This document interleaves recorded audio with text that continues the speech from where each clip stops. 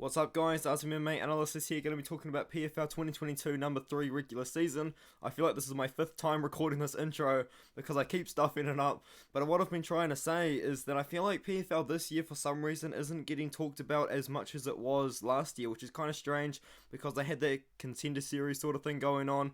There's also no odds out for this card as well, so I do apologise if I do accidentally pick all favourites, and not really that the odds do skew my picks, but I do kind of feel bad sometimes when I pick all favourites and I don't pick a single underdog on a card. But yeah, just letting you guys know it's not intentional because there are no odds out for this card whatsoever. But let's just move up into the first fight. Vanessa Melo versus Martina Jindrova in the women's lightweight division. I will kind of give this a little disclaimer. I don't pay much attention to the women's lightweight division because this division only exists for Kayla Harrison.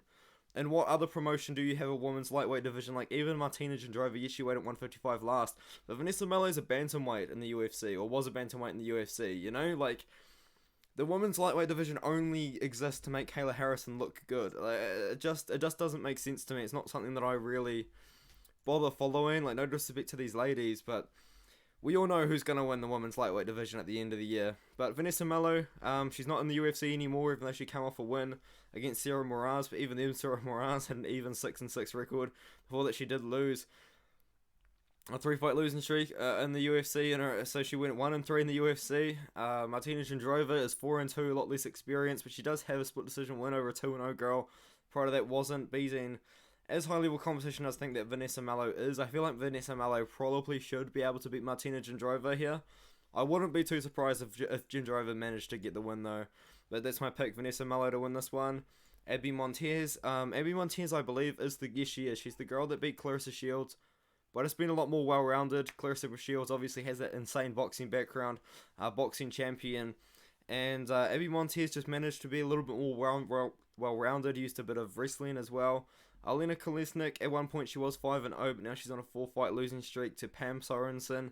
Felicia Spencer, who's in the UFC.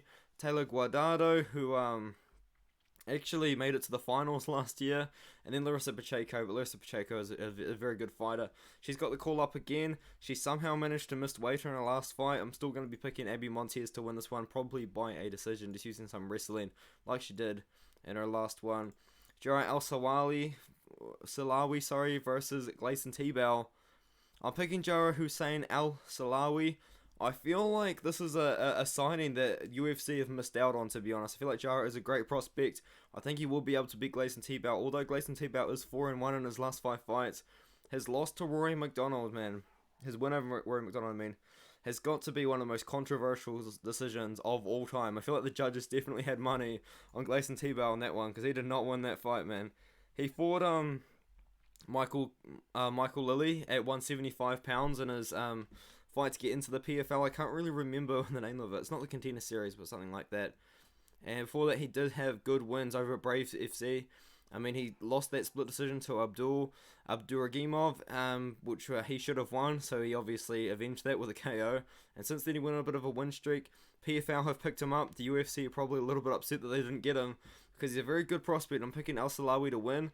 If the fight goes the distance, though, I feel like Tibau potentially could steal a decision, because the judges at PFL, I know it's the commission that picks them, but for some reason, the PFL judges have got to be some of the worst judges in MMA. It's so bad. So potentially Tibau could steal a decision at the end, but I think Jarrah Al-Silawi should be able to find a finish. Larissa Pacheco versus Zamzagul. I'm going to be picking Larissa Pacheco here. I think she's actually a great prospect. I feel like she's a little bit underrated because she's in the women's 155-pound division in PFL, because obviously it's ruled by Kayla Harrison, but last year she got a KO of Julia Pacheco, and then she also knocked out Olena Kolesnyk, who, once again, as I said, is fighting earlier on in the night. But Zamzagul has not fought for a while. I feel like she was meant to fight in PFL last year, but something happened, so she took a massive, almost 4-year layoff between 2018 and 2021. No, I'm wrong there. She's meant to fight Marina Moraes in 2021, but it didn't end up happening. So yeah, she has taken a little bit of a layoff, somewhat, I guess. And yeah, I'm still picking Larissa Pacheco to get the win in this one here, probably by KO. Larissa Pacheco is a very good fighter. I feel like if she could make 135, I think there's probably a good career for her at UFC, in my opinion. Look, Larissa Pacheco is my pick, by the way. Sadibou versus Nikolay Aleksakhin. This is actually a rematch because in the first one I believe there was an accidental eye poke. Yes, there was the doctor stoppage due to an eye poke in the last one. So now they're going to be running it back to start off the 2022 season. I'm going to be picking Nikolay Aleksakhin. I feel like he's going to be a little bit more well-rounded than Sadibou, the Swedish Denzel Washington. Potentially the best nickname of all time, Sadibou. In my opinion, though, all he really does have is just a very rangy kickboxing style. His one win recently was to Aleksakhin, who was 20-2 at the time. Great record. Not the greatest fighter in the world. I think he went like 0-4 on the PFL or something crazy like that in his run. He just had a very padded record. And Nikolay Aleksakhin made it to the distance with Ray Cooper III. Can't really say the same for Magomedkeremov, I think it was, that Ray Cooper beat last year to win. So yeah, I think Nikolay Aleksakhin just a little bit more well-rounded. He's got a lot more MMA experience as well. Sadibou, I feel like, is a little bit one-dimensional with his kickboxing, so I think Aleksakhin should be able to find a decision win in this one here. Genah Fabian from New Zealand. Great prospect in my opinion. A true women's 155-pound fighter, but obviously she can't really find too many 155-pound fights unless she's in the PFL, because this girl is 6 foot. This girl is taller than me and she's got a 74-inch reach. Julia Budd, though, talk about a lot of experience. I believe Julia Budd is the former 145-pound female Bellator champion before she did lose to Cris Cyborg in the 4th round. But before that, she was on a really good win streak. She also has one loss to Ronda Rousey and Amanda Nunes. Her 3 losses are to some of the 3 of the greatest female fighters of all time, which is crazy. Amanda Nunes, Ronda Rousey, and Cris Cyborg. That is absolutely crazy to think about. And she's still going. She's still fighting. I think she will beat Genah Fabian. Genah Fabian, she does fight out of city kickboxing. She does have a very good kickboxing background. She does have knockout wins on her record over Julia Pacheco, who was knocked out by Melissa Pacheco. And yeah, prior to that though, she has got, once again, more KO wins, but she did lose to Kayla Harrison. I believe that was the first or second round. I think it was the first round finish loss. Julia Budd, anyway, I think just very experienced mixed martial artist, very well-rounded mixed martial artist at this point. I think that she should be able to beat Genah Fabian in this one here. Magomedkeremov. So Magomedkeremov last year made it all the way to the finals with Ray Cooper III, and I believe he was winning that fight until Ray Cooper III did manage to get a KO quite late on in the fight. And he's going to be fighting Joao, who is an older guy. He's 36 years old, but he's on a decent win streak himself. And potentially he's actually a champion of PFL. Okay, so maybe I don't necessarily recognize Jarrah, but I do think that Magomedkeremov should be able to beat Josephina. I feel like Keremov probably is going to be one of the favourites to win the whole thing as well. I feel like Ray Cooper III probably will be a favourite as well. But I wouldn't count out Keremov as well to potentially win the whole thing. So that's why I've really got to pick Magomed in this one. A very good wrestling base. He does fight out of Russia. So he does have that kind of stereotypical wrestling sort of aura around him. Josephino, very good grappling game. So potentially Magomedkeremov really needs to avoid some submission attempts from the ground game of Joao. But I do think Magomed should get the win in this one here. Rory McDonald is still in it. He's still doing it, sorry. He's back. He lost the worst decision of all time, where he definitely beat Gleison Tibau. I don't know how anyone scored that fight for Gleison Tibau, but moving on, he made it the distance to Ray Cooper III, who ended up winning the whole thing. He lost split decision to Gleison Tibau, even though he definitely won that fight. And he does have the win over Curtis Melender in PFL, and before that he was fighting Bellator, and I think he was actually the Bellator champion at 170 pounds. He is a former UFC title challenger as well, and he's going to be fighting another veteran, and Brett Cooper, who's actually older than him. And he's been fighting at PFL and also ACA, kind of doing his thing there. I think Rory McDonald really should win this fight. I'm hoping Rory McDonald wins a fight. It's about time we gave Rory McDonald a win in the PFL, man. I'm picking Rory McDonald to win a decision. He is a little bit, what's it called? He does bleed a lot, though, when he gets hit, which is why he's called the Red King. So maybe Brett Cooper could open up a cut on Rory McDonald early and spoil the comeback for Rory, but I'm picking Rory McDonald to win. Anthony Pettis versus Miles Price. Putting the records aside, I feel like it's very bad to always judge a fighter by the records, but Miles Price has not fought for 3 years, and that's the main reason why I'm picking Anthony Pettis to win this one. He hasn't got a win in PFL, and I feel like PFL really just want Anthony Pettis to get a win in their promotion, so they've given him Miles Price. No disrespect to him, but this guy hasn't fought for over 3 years. Like, what has he been doing? And the win over Peter Queally is actually quite good, to be fair. The win over Peter Queally is actually a very good look.